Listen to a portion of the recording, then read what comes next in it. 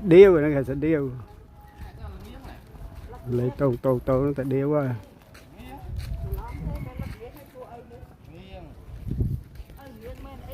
bay hết vỡ mưa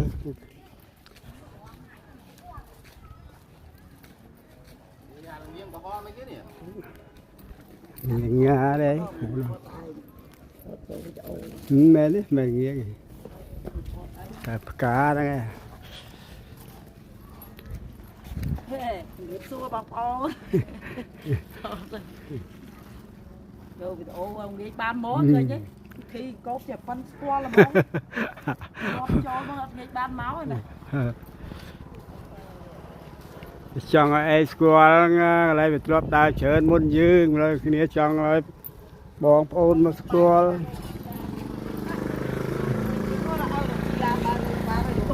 ba cái gì nè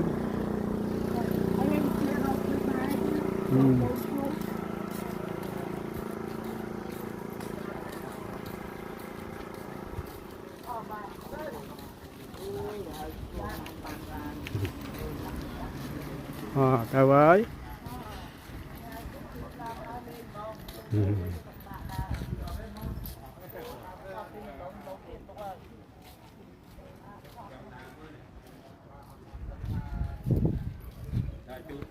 vô lôi chút mọt rẹp ô cái cay hết